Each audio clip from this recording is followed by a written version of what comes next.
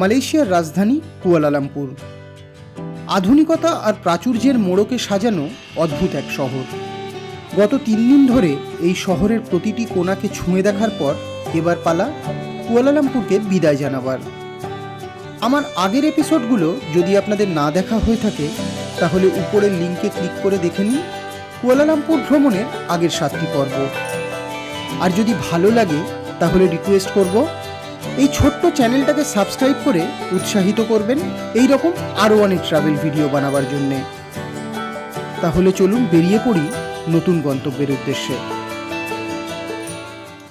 Good morning. এখন ভোর 2:45 বাজে। আমার গাড়ি চলে এসছে, ক্র্যাব নিচে ওয়েট করছে। এয়ারপোর্টের জন্য বেরিয়ে পড়েছি। রাত্রিবেলা অল্প একটু ঘুম হয়েছে আর কি। মাথায় ছিল যে সকালবেলা গাড়ি আছে, কোনোভাবে মিস করা যাবে না। তো এখন যাব এয়ারপোর্টের জন্য। এখানে একটা বক্স আছে, কেউ থাকবেন না, কিটাকে বক্সে দিয়ে তারপরে যেতে হবে। যে আমার যে কিটা আছে সেটা ওনারা বলেছেন যে এখানে একটা বক্স আছে, এই বক্সটাতে রেখে দিয়ে যেতে। ওনারা কেউ থাকবেন না, এই যে এখানে বক্সটাতে রেখে দিলাম। 7:35 আমার ফ্লাইট। 3টের সময় গাড়ি বলেছিলাম, গাড়ি আগেই চলে এসছে। ভোর রাতের গাঢ় ঘুমে ডুবে থাকা কুয়ালালামপুরকে বিদায় জানিয়ে এগিয়ে চললাম সুবাং এয়ারপোর্টের উদ্দেশ্যে। কুয়ালালামপুরে 3টে অসাধারণ দিন কাটাবার পর সময় এবার মালয়েশিয়ার আরেক জনপ্রিয় শহর পেনাংকে ছুঁয়ে দেখার।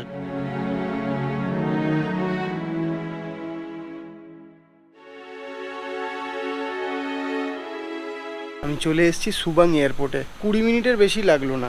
বেকার টেনশন করছিলাম, কিন্তু এই রাস্তাটা একেবারে ফাঁকা।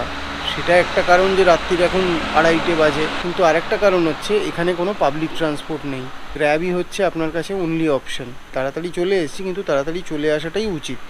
কারণ হচ্ছে যেখানে আপনার বাস চলে না, আর কোনো অপশন নেই, সেখানে একটু আগে আসাটা বেটার। কুয়ালালামপুরকে এবার বিদায় জানাবো।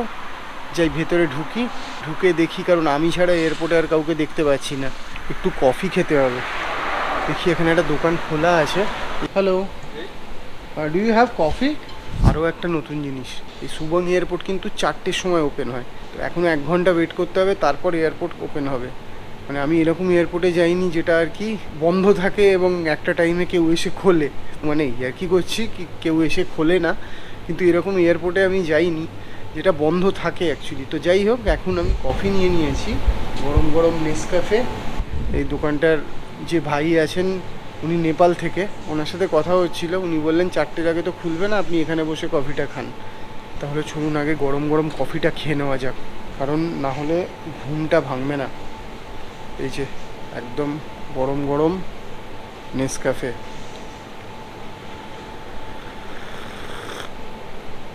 সকালবেলা নেসক্যাফে, এটা না খেলে ঘুমই ভাঙছিল না। কিভাবে উঠেছি আমিই জানি। 2:30-এর সময় অ্যালার্ম দেওয়া ছিল। বাড়িতে এরকম অ্যালার্ম বেজে যায়, কিন্তু এখানে একবার অ্যালার্মে ঘুম ভেঙে গেছে। আর গাড়ি কিন্তু 0.5 ঘন্টা আগেই চলে এসেছিলো। নিচে গিয়ে দেখি গাড়ি দাঁড়িয়েই আছে। খুব পাংচুয়াল এনারা। বাট সুবাং এয়ারপোর্ট থেকে যদি আপনার এরকম আর্লি মর্নিং ফ্লাইট থাকে তাহলে কিন্তু আপনি খুব একটা দেরি করবেন না। কারণ হচ্ছে যেটা বললাম, পাবলিক ট্রান্সপোর্ট কিন্তু পাওয়া যায় না। আর 4টের সময় এয়ারপোর্ট ওপেন হয়। কফিটা খেয়ে ঘুমটা কাটলো। যাই আপনাদেরকে এয়ারপোর্টটা বাইরে থেকেই দেখিয়ে দিই, কারণ এখনও তো খোলেনি। এখানে ডিপার্চার, এইখান দিয়েই ঢুকবো আর কি। সুলতান আব্দুল আজিজ শাহ এয়ারপোর্ট বা সুবাং এয়ারপোর্ট। এখানে আপনার পুরো ফাঁকা, মানে একটা এয়ারপোর্টে পুরো আমি একা ঘুরছি এখন। দরজাও খোলেনি। ভাগ্য ভালো যে কফির দোকানটা খুলেছিল, কারণ ওই দোকানটা যদি না খুলতো, ডিপার্টমেন্টাল স্টোরটা, তাহলে কিন্তু বেশ ভয় করতো। কারণ এত বড় জায়গায় একা একা ঘুরছি। সুবাং এয়ারপোর্টে খুব কম ফ্লাইটই আসে, খুব লিমিটেড ফ্লাইট। আগে এয়ার এশিয়া অপারেট করতো, এখন এয়ার এশিয়াও নাকি এখান থেকে বন্ধ হয়ে গেছে। তো ফায়ার ফ্লাইটে চলে মালয়েশিয়ান এয়ারলাইন্সের। সুবাং এয়ারপোর্ট থেকে যদি আপনাদের ফ্লাইট থাকে, একদম চিন্তা করবেন না, টিকিট কেটে ফেলবেন। কারণ কমিউনিকেশন কিন্তু কোনো প্রবলেম নয়। যদিও পাবলিক ট্রান্সপোর্ট আসে না, কিন্তু আপনার গ্র্যাব 24/7 চলে। আপনি একটু তাড়াতাড়ি বেরোবেন। আপনি নর্মালি 2 ঘন্টা আগে এয়ারপোর্টে পৌঁছন, তাহলে এখানে 3 ঘন্টা আগে বেরোবেন ডিস্টেন্সের হিসাবে। বাকি কোনো প্রবলেম নেই। কেএল সেন্ট্রাল থেকে আমি এলাম, আমার টাইম লাগলো 16-17 মিনিট মতো, 19 কিলোমিটার মতো রাস্তা। তো খুব একটা প্রবলেম কিছু নেই। অদ্ভুত একটা অভিজ্ঞতা। প্রথমত এরকম একটা এয়ারপোর্ট যেটা সকাল 4টের সময় খোলে, আর দ্বিতীয় হচ্ছে আমি সাধারণত কোনো এয়ারপোর্টে গিয়ে দেখিনি যে আমি একমাত্র মানুষ যে ঘোরাঘুরি করছে। এখানে লাউঞ্জ পাবো না, কারণ হচ্ছে ছোট এয়ারপোর্টে তো লাউঞ্জ থাকে না। তো এখানে আমি ভেবেছিলাম যে এসে লাউঞ্জে খাওয়া দাওয়াটা করে নেব, সকালবেলা ব্রেকফাস্টটা সেরে নেব, কিন্তু এখানে লাউঞ্জ নেই। তো এখন গিয়ে দোকানটাতেই বসি, কারণ বাইরেটায় কেউ নেই, ফাঁকা পুরো একদম। ভেতরে বসাটাই সেফ থাকবে। আমার ফ্লাইটের ডিটেলসটা ভাবলাম আপনাদেরকে বলে দিই।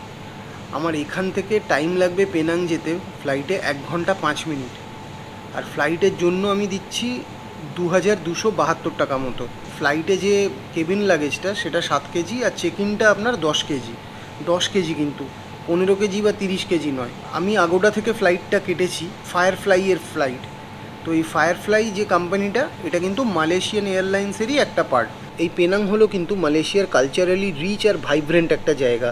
বিভিন্ন ধরনের কালচার আপনি দেখতে পাবেন, এবং অদ্ভুত একটা মিক্সচার ওল্ড মালয়েশিয়া আর নিউ মালয়েশিয়ার। পেনাংয়ের ক্যাপিটাল হচ্ছে জর্জ টাউন। এই জর্জ টাউনে কিন্তু আপনি কলোনিয়াল টাচ পাবেন, পুরনো ব্রিটিশদের আমলের বিল্ডিং, সামনে সমুদ্র। তো এই ফিলটা কিন্তু আপনি পাবেন। জর্জ টাউনের সবচেয়ে উল্লেখযোগ্য জিনিস হচ্ছে এখানকার স্ট্রিট ফুড, অসাধারণ স্ট্রিট ফুড।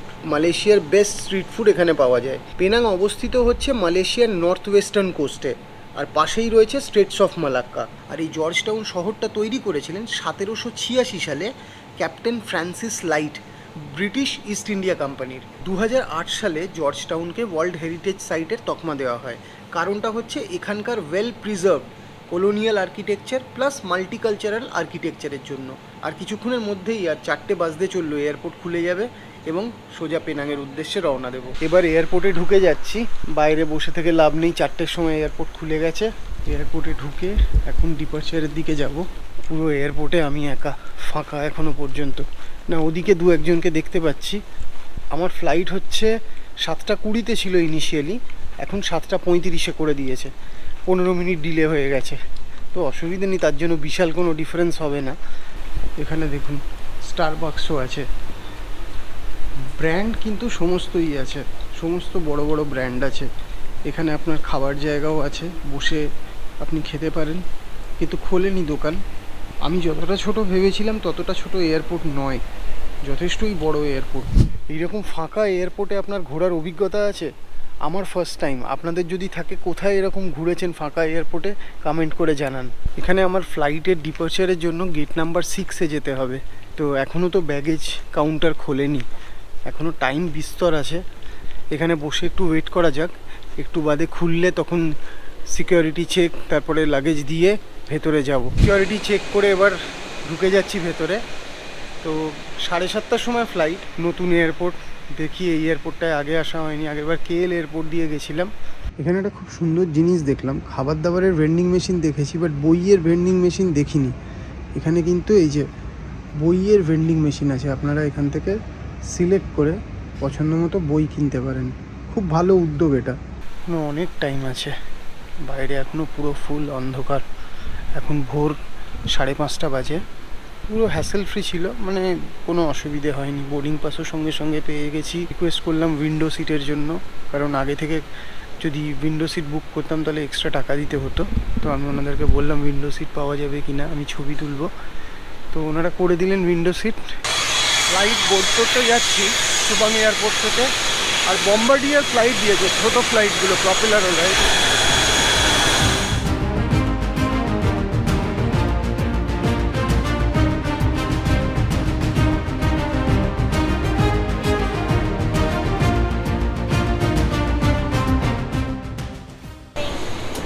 Say number?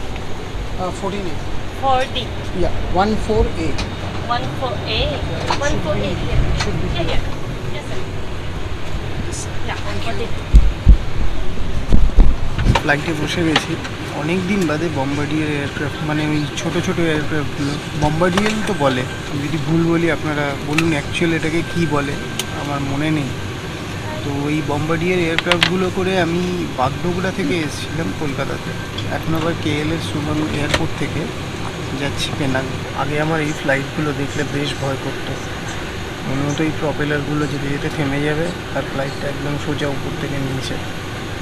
ফার্স্টবার যখন বাগডোগরা থেকে কলকাতায় এসেছিলাম আর দেখেছিলাম যে এই বম্বার্ডিয়ার এয়ারক্রাফট দিয়েছে, বেশ ভয় পেয়ে গেছিলাম। এটাতে আওয়াজটা একটু বেশি হয়, মানে নর্মাল ফ্লাইটের থেকে আওয়াজটা কিন্তু অনেকটাই বেশি হয় বোয়িং বা এয়ারবাসের থেকে। মানে এটাতে যাওয়ার অভিজ্ঞতাটা আলাদা, সেটাও আবার সমুদ্রের ওপর দিয়ে, বেসিক্যালি স্ট্রেটস অফ মালাক্কার ওপর দিয়ে যাবো বম্বার্ডিয়ার এয়ারক্রাফটে করে। পুরো একদম মুভি একটা ফিল আসছে। এই এক্ষুনি ছেড়ে দেবে।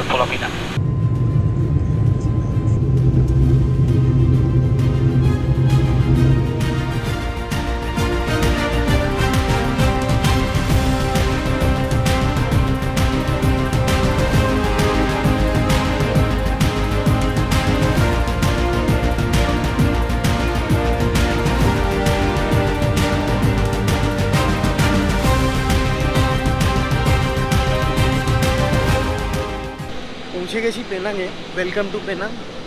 ওয়েদার খুব খারাপ ছিল আজকে, অনেকগুলো এয়ার পকেটে পড়েছে, পুরো ক্লাউডি, পুরো একটা বাম্পি রাইড ছিল। মানে একবার প্লেন উঠছে, নামছে, মেঘের ভেতর ঢুকছে। তো যাই হোক, এখন খুব এক্সাইটেড। আবার একটা নতুন জায়গা, কুয়ালালামপুর থেকে পেনাং।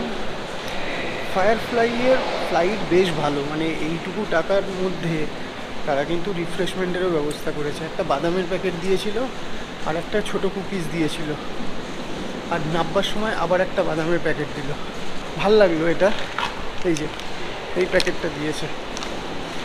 এখন গিয়ে লাগেজ কালেক্ট করতে হবে, করে তারপরে এখান থেকে আবার গ্র্যাব ধরে হস্টেলে যাব। 2টোর সময় আমার চেক ইন। লাগেজটা রেখে দিয়ে আমি হস্টেলে বেরিয়ে যাব সাইট সিনের জন্য। আগে লাগেজটা কালেক্ট করে নিই।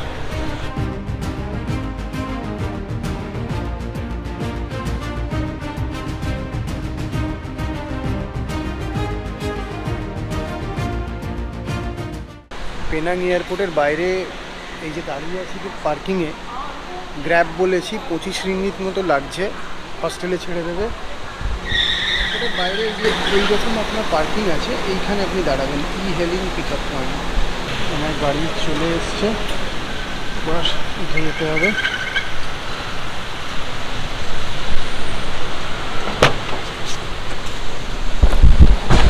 লাগেজ রেখে দিলাম।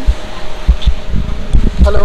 এই গাড়িটা একটু অপরিষ্কার আছে, এতদিনে যে কটা গ্র্যাবে জড়েছি তার ভেতরে এটা একটু অপরিষ্কার। বাকি গাড়িগুলো একদম টিপটপ থাকে। এখানে মনে হচ্ছে কপাল খারাপ, কারণ সারাদিন বৃষ্টি হচ্ছে। এই মুহূর্তে বৃষ্টি পড়ছে না, কিন্তু সারাক্ষণ যদি বৃষ্টি পড়ে তাহলে কিন্তু গন্ডগোলের ব্যাপার। অনেকগুলো জায়গা দেখার আছে। ভেবেছিলাম 2 হুইলার নিয়ে ঘুরবো, সস্তা পড়বে, প্লাস আপনাদেরকেও রাস্তার ছবিগুলো দেখাতে পারবো, কিন্তু মনে হচ্ছে না হবে। কারণ হচ্ছে বৃষ্টিতে 2 হুইলার চালানো কলকাতায় এক, আর বাইরে এসে এক। কারণ পিঠের ব্যাগটার ভেতরে অনেক জিনিস থাকবে, ক্যামেরা থাকবে, ল্যাপটপ থাকবে, আরও জিনিস থাকবে, তাহলে হয়তো সেই গ্র্যাবই ভরসা। পেনাং ইন্টারন্যাশনাল এয়ারপোর্ট থেকে জর্জ টাউনের দূরত্ব হলো মোটামুটি 19 কিলোমিটার মতো। যেতে সময় লাগে প্রায় আধ ঘন্টা। গাড়ির জানলার বাইরে চোখ যেতেই মালয়েশিয়াকে এবার নতুনভাবে চেনার পালা। বৈচিত্র্য জর্জ টাউনের কোনায় কোনায়। পুরনো সাদা কলোনিয়াল বিল্ডিংগুলো একদিকে যেমন মনে করিয়ে দেয় ফেলে আসা ব্রিটিশ শাসিত দিনগুলোর কথা, অন্যদিকে চাইনিজ আদলে তৈরি আর্কিটেকচারগুলো প্রমাণ করে হয়তো পরিবর্তন হয়েছে, কিন্তু পুরনো মালয়েশিয়া আজও হারিয়ে যায়নি। জর্জ টাউনে আমার ঠিকানা ছিল রোপ ওয়াক গেস্ট হাউস। একদম হার্ট অফ দ্য সিটিতে অবস্থিত, আধুনিক অ্যামিনিটিস দিয়ে সাজানো এই কলোনিয়াল বিল্ডিংটিতে আমি বুক করেছিলাম 9 বেড ডরমেটারির একটি বেড। দুরাতের জন্য আমার ভাড়া পড়েছিল মাত্র 1341 টাকা। এখানে চেক ইন টাইম হলো দুপুর 2টো, আর চেক আউট টাইম হলো দুপুর 12টা। পরিষ্কার পরিচ্ছন্ন এই হস্টেলটিতে পেয়ে যাবেন পার্সোনাল লকারের সুবিধাও। ফিমেল সোলো ট্রাভেলারদের জন্য এখানে রয়েছে সেপারেট রুমের ব্যবস্থা। জর্জ টাউনের এই হস্টেলটি আমার মতে একদম ভ্যালু ফর মানি। এই জায়গাটা হচ্ছে ওয়াশরুম। এখানে আপনার অনেকগুলো ওয়াশরুম আছে। এখানে জামা কাপড় শুকোতে দিতে পারেন। এখানে 1, 2, 3টে, প্লাস এখানে আপনার শাওয়ারও দেওয়া আছে উইথ গিজার, পরিষ্কার পরিচ্ছন্ন। আর এইদিকে আপনার আরও ওয়াশরুম আছে, এখানে আপনার আরেকটা, এখানে আরও দুটো। বেশ ভালো প্রপার্টিটা, মানে এখানে আপনি আরাম করে 2 দিন থাকতে পারেন যদি একা ট্রাভেল করেন। এসে চেক ইন করা হয়নি, কারণ 2টো থেকে চেক ইন, যে বড় লাগেজটা ওটা লাগেজ রুমে রেখে দিয়ে তারপরে বেরিয়ে গেলাম, যাতে টাইমটা ওয়েস্ট না হয়। যত তাড়াতাড়ি সকালে কভার করতে পারবো তত বেশিক্ষণ ঘুরতে পারবো। বিকালে বৃষ্টি চলে এলে কিন্তু সমস্যা।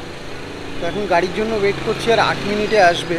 অসাধারণ একটা জায়গা, পুরো জায়গাটা কিন্তু ব্রিটিশ আমলের বিল্ডিংয়ে ভর্তি। ছোট্ট একটা শহর, দারুণ সুন্দর দেখতে। এই জন্যই এটা কিন্তু ইউনেস্কো ওয়ার্ল্ড হেরিটেজ সাইটের তকমা পেয়েছে।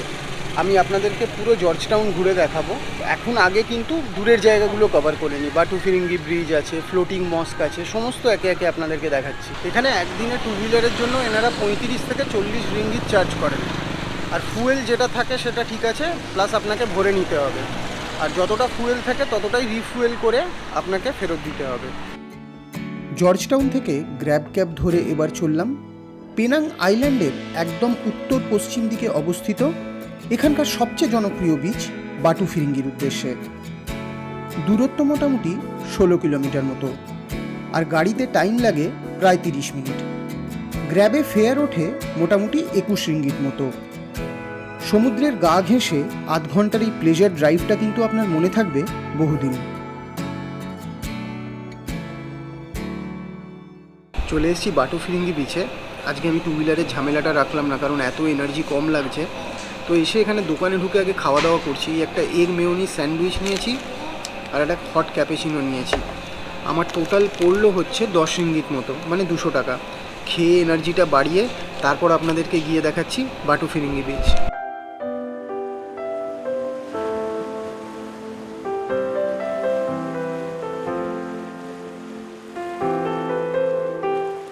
চলে এসেছি এখানকার অন্যতম লোকেশন বাটু ফিরিঙ্গি বিচে। মালয়েশিয়াতে এই প্রথমবার আমার সাথে সমুদ্রের দেখা।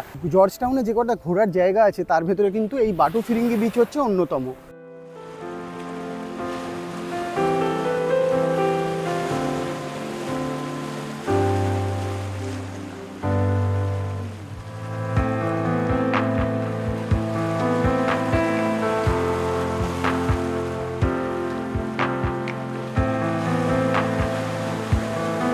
বাটু ফিরিঙ্গি কথাটার মানে হচ্ছে, অ্যাকচুয়ালি ইংলিশে যদি বলি, ফরেনার্স রক।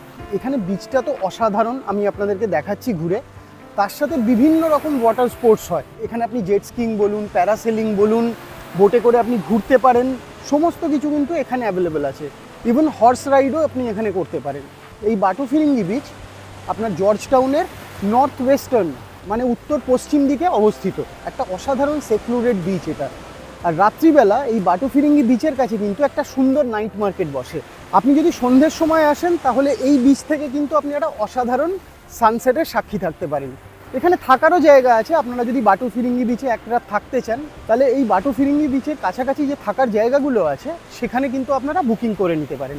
সি বিচের সামনে এরকম বিভিন্ন ধরনের হোটেল আছে। দেখুন, হোটেলের সামনে আপনার শ্যাক মতো করা আছে। আপনি এখানে বসে কিন্তু সমুদ্র আর দূরে পাহাড়ের একটা অসাধারণ ভিউ এনজয় করতে পারেন।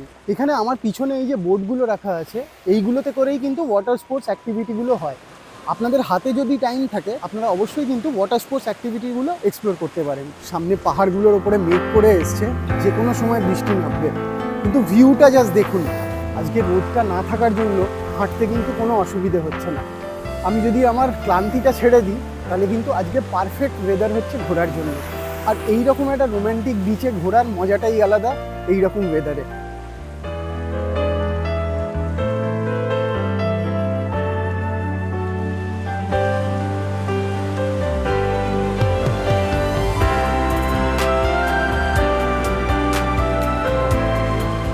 এখানে সমুদ্রের মধ্যে অনেকটা আগে পর্যন্ত একটা ব্রিজ করা আছে।